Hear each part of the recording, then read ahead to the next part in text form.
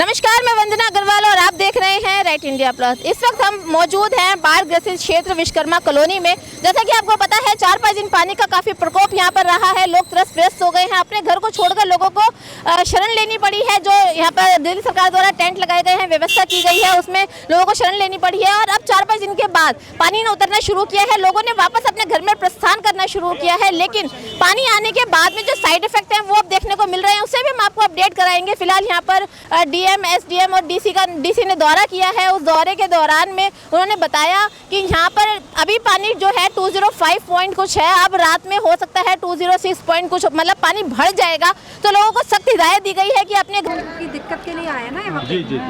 पहले तो आराम से बात ठीक है। रात को पानी बढ़ जाएगा यहाँ पे, जैसे पिछली बार बढ़ा था, तो जब वहाँ जाना। अभी आप सफाई जो करना करो, शाम को निकल जाओ। घरों में रात में ना रुकें। बिजली की व्यवस्था अभी नहीं हो सकती है। लोगों ने अनुरोध किया कि बिजली की व्यवस्था चाहिए, लेकिन उन्होंने अभी मना किया कि अभी हाल ही में अगर बिजली की व्यवस्था कराएंगे तो करंट आने की आशंका है। उसके साथ साथ लोगों को ब्लीचिंग पाउडर देने की व्यवस्था भी करवाई जा रही है, जिससे कि लोगों के घरों में जो गंदगी पहुंच चुकी है, जो लोगों के घर गंदे हो चुके हैं, जिससे बीमारी बढ़ने की आशंका है, उससे काफ़ी हद तक निजात पाई जा सके। जो यहाँ के पार्षदपति हैं भोरा जी, उनके साथ में यहाँ पर दौरा हुआ है। अब भोरा जी से बात करेंगे और उनसे पूछेंगे आगे और वो क्या कहना चाहते हैं। जो बाढ़ पीड़ित लोग हैं उनकी किस तरह से दिल्ली सरकार द्वारा और ज़्यादा उनकी हेल्प की जाएगी, क्योंकि पानी अब उतर चुका है। पानी उतरने के बाद में जो यहाँ पर गंदगी आपको हम दिखाएंगे अपने कैमरे के द्वारा कि किस हद तक देख सकते हैं आप, किस हद तक गंदगी, पॉलीथीन और दुनिया भर का जो कचरा था, जो किसी टाइम नालों में बहाया करता था, वो अब लोगों के घरों तक पहुँच गया है। तो उससे बचने के लिए क्या क्या आगे कार्रवाई की जाएंगी, क्या क्या व्यवस्था की जाएंगी, उससे आपको अपडेट कराएंगे। तब तक बने रहिए हमारे साथ। तो उस जगह हम पहुँच चुके हैं जहाँ पर पानी काफ़ी हद तक भरा हुआ था। मेरे ख्याल से, मैं अगर गलत नहीं हूँ तो 4-4 फुट पानी भरा हुआ था। देख सकते हैं आप यहाँ हालत, पेड़ों की हालत आप देख सकते हैं। 4-4 फुट तक मिट्टी चढ़ी हुई है, मतलब इतना ही पानी भरा हुआ था। पानी अब निकल चुका है, जीरो ग्राउंड पर हम लोग आ चुके हैं। और यहाँ पर जो पार्षदपति हैं भोरा जी, उनके द्वारा कुछ सामान वितरण किया जा रहा है लोगों को। चलिए देखते हैं, पूछते हैं, बात करते हैं, जानते हैं, आपको भी दिखाते हैं लाइव कि क्या वितरित हो रहा है। एक्सक्यूज मी, थोड़ा रास्ता देंगे प्लीज, थोड़ा रास्ता। एक्सक्यूज मी, थोड़ा, ओह सॉरी, थोड़ा रास्ता दे दीजिए पहले बहनों को। तो आप देख रहे हैं यहाँ पर ब्लीचिंग पाउडर, दिखाइएगा प्लीज। तो यहाँ पर ब्लीचिंग पाउडर लोगों को दिया जा रहा है, आप देख सकते हैं। ये देखिए ब्लीचिंग पाउडर है, जिससे लोगों के घर में जो बीमारी है फैलने की आशंका है, उससे काफी हद तक बचा जा सके। तो हम बात करते हैं, पार्षदपति भोरा जी हमारे साथ मौजूद है कि क्या कहना है इनका। तो लगातार लोगों में वितरण किया जा रहा है। आप देख रहे हैं किस तरह से लोग भी प्रॉपर लोगों का सपोर्ट कर रहे हैं, लोगों को ब्लीचिंग पाउडर बता रहे हैं। और साथ में इसका इस्तेमाल भी बताया जा रहा है कि किस तरह से ब्लीचिंग पाउडर इस्तेमाल किया जाएगा, क्योंकि गरीब जनता है, इलिटरेट जनता है, उनको ज़्यादा पता नहीं है इस चीज़ के बारे में। तो बताया जा रहा है। तो भोरा सर से हम बात करने की कोशिश करते हैं। सर, बाढ़ का पानी ऑलमोस्ट उतर चुका है, लोग अपने घरों में वापस पहुंच चुके हैं। अब किस तरह की व्यवस्था लोगों के लिए की जा रही है? देखो, आप यहाँ पे खड़े हुए थे, लोग राजनीति करने से यहाँ भी बाज नहीं आ रहे। डीएम साहब को किस लिए बुलाया था हमने? लोगों की समस्या के लिए। एसी साहब को, डीसी साहब को किस लिए बुलाया था? लोगों की समस्या के लिए। ठीक है ना? लोग भड़काने का काम करते हैं। मैं ये कहता हूँ अभी राजनीति का टाइम नहीं है, राजनीति का टाइम बहुत मिलेगा, बहुत मंच मिलेंगे। हमने डीएम साहब को इसलिए बुलाया था कि यहाँ की व्यवस्था को दिखला सकें। हमने एसी साहब को इसलिए बुलाया था कि यहाँ की व्यवस्था को दिखला सकें। बेहतर बीमारी से लोगों को कैसे बचाया जाए, पानी जमा हुआ उस पानी को कैसे निकाला जाए। आज लोग 6 दिन से परेशान हैं। कपड़े खराब हो गए, बिस्तर खराब हो गए, पलंग खराब हो गया, सोने की व्यवस्था खराब है, खाने की व्यवस्था खराब है। इनकी चिंता करने का समय है और यहाँ पे सवाल जवाब करवाए जा रहे हैं। मैं कहता हूं ऐसे लोगों से कि आप अपनी राजनीति खत्म करिए। इस समय साथ चलने का टाइम है, इस समय इन लोगों के साथ खड़े होने का समय है। ये हमसे ज़्यादा दुखी हैं। हम रात को लाइट में अपने घर में जाके सो जाते हैं, लेकिन मुझे पता है ये पूरी रात पंखा हाथ में लेके घुमाती रहती हैं।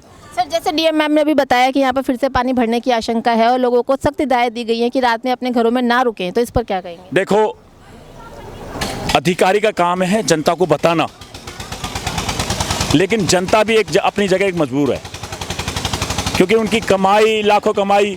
लेकिन उनका कहना भी सही है कि जान से बड़ी कोई चीज़ नहीं है। लेकिन परमात्मा से दुआ करेंगे कि ऐसी आफत दोबारा ना आए। ठीक है, वो उनको समझे। ठीक है, जनता अधिकारी की बातों को समझे, उनके फायदे की बात करते हैं। तो इसलिए कह रहे हैं कि पूरे दिन घूमें, अपने घर में रहें। लगता है कि खतरा लग रहा है तो अपने सामान को सही सेफ्टी करके जहाँ पे उनकी व्यवस्था कर रखी है वो वापसी वहाँ चले जाए। सर पानी उतर चुका है, ऑलमोस्ट खत्म ही हो चुका है, लोग अपने घरों की तरफ वापसी कर चुके हैं, लेकिन अब जो यहाँ गंदगी दिखाई दे रही है, जो गंदे पानी की वजह से जो समस्याएं अब उत्पन्न होंगी, उससे बचाव के लिए क्या कार्य कर रहे हैं? अब मेरा काम है असली तो, अब क्या कार्य कर रहे हैं? अब तो वो कार्य इनकी बीमारी के लिए हर चीज़ है। जैसे अभी ब्लीचिंग पाउडर हमने दिया, लावा ना फैले उसकी बीमारी, लगातार उसकी दवाइयाँ हमारे लगातार अधिकारी छिड़काव कर रहे हैं। असली काम तो अब हमारा शुरू हुआ है। खाना तो लोग दे के चले गए, बड़े बड़े भाषण दे के चले गए, अब उनमें से बोहरा के अलावा कोई नहीं आएगा, एमसीडी के अधिकारी के अलावा कोई नहीं आएगा। अब इनसे पूछने आएंगे, लिस्ट बनाने वाले लोग आएंगे, लिस्ट बना के चले जाएंगे और उनको बाद उनको नज़र नहीं आएंगे। यहाँ पे असली लड़ाई, अब असली लड़ाई इनको बीमारी से बचाने की है। और सर जो यहाँ पे इतने गंदगी फैली हुई, जगह जगह पॉलिथीन देखने को मिल रही है कचरे के रूप में, वो उसकी सफाई व्यवस्था कर सर लगातार हमारा एसआई जी हमारे साथ हैं, लगातार कल से हम यहीं बैठेंगे आपको, और जितनी अच्छी व्यवस्था होगी, पॉलीथीन हो, सफाई की बात हो, क्योंकि झाड़ू तो हम यहाँ लगा नहीं सकते हैं, लेकिन जो मोटा मोटा कूड़ा होगा, कल से गाड़ियाँ यहाँ लगेंगी। अपनी बहनों से कहूँगा कि गाड़ी यहाँ खड़ी रहेगी, जो आपका घर का सामान है, जो आपको लगता गंदा है, जो ख़राब हो चुका है, आप उस गाड़ी के अंदर डालें, तो कल 10 बजे गाड़ी यहाँ पे लगेगी, इस चौक पे लगेगी। इसके बाद वो पीछे का चौक है हमारा, जहाँ यादव जी रहते हैं, उधर की तरफ लगेगा, फिर दरगाह वाला जो रोड है उधर की तरफ लगेंगे। धीरे धीरे हम बढ़ते चले जाएंगे। और अभी आपको बता देते हैं, थोड़ी देर बाद ही जनरेटर लगने वाला है, जो पानी लग गया, स्टार्ट हो गया है। तो जो पीछे का पानी है वो बिल्कुल नाले के अंदर गिरा जा रहा है। तो कोशिश ये है कि कम से कम 24 घंटे के अंदर जितना पानी है, जो भारी पानी है, जहाँ लोग जा नहीं सकते, वो पानी को हम निकालेंगे। ये प्रयास है हमारा।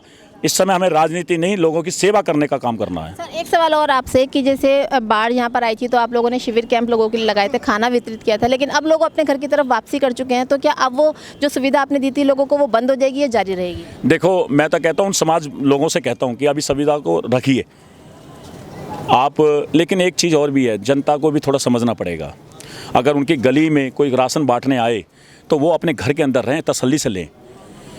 कल हमारी एक बहन आई थी कपड़े बांटने, उसको सारे के सारे एकदम पीछे पड़ गए, वो चली गई। ऐसा काम ना करें।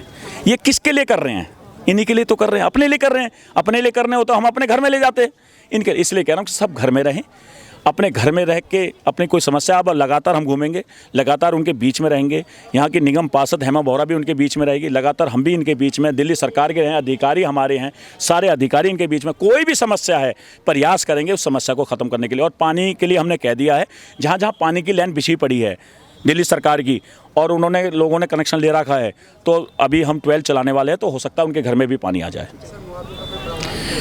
देखो, कोशिश तो पूरी है, वादा नहीं है, कोशिश पूरी है।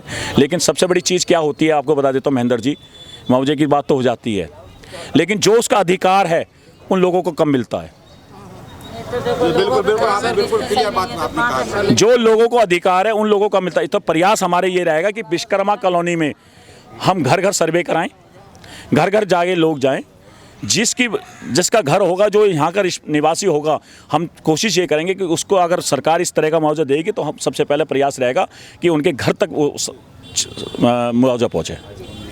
तो ये थे हमारे साथ पार्श्वपति बोहरा जी, और जिस तरह से इन्होंने व्याख्यान किया कि अब बाढ़ तो आके जा चुकी है, पानी उतर चुका है, लोग अपने घरों की तरफ प्रस्थान कर चुके हैं। अब जो साइड इफेक्ट देखने को मिलेंगे, लाइक किस तरह की बीमारी फैलती है, लोगों का सम्मान इतना खराब हो चुका है, तो उसके लिए क्या व्यवस्था बनाई गई है, तो उसके बारे में उन्होंने बताया कि घर घर जाकर वो सर्वे करेंगे और मालूमात करेंगे कि कितना नुकसान किसके साथ हुआ है। और दिल्ली सरकार वादा तो नहीं करती है, लेकिन दिल्ली सरकार की पूरी कोशिश रहेगी जितना नुकसान लोगों का हुआ है उसमें पूरी तो नहीं, लेकिन थोड़ी बहुत भरपाई कर पाएँ। और रही बात ये कि पानी उतरने के बाद जब लोगों की घर में वापसी हो गई है, तो क्या शिविर कैंप बंद कर दिए जाएंगे? बहुत बड़ा सवाल यहाँ पर उठ रहा था, तो उस सवाल के बारे में भी बोहरा जी का ऐसा कहना है कि नहीं, अभी शिविर कैंप बंद नहीं किए जाएंगे, और हो सकता है कि शिविर कैंप में ना डालकर, क्योंकि लोग अपने घरों की तरफ प्रस्थान कर चुके हैं, खाना घर घर पहुँचाया जाए। अब इनके कथनी और करनी में कितना फ़र्क है वो भी आपको अपडेट कराएंगे आने वाले वक्त में। तब तक बने रहिए रेड इंडिया प्लस के साथ। नमस्कार।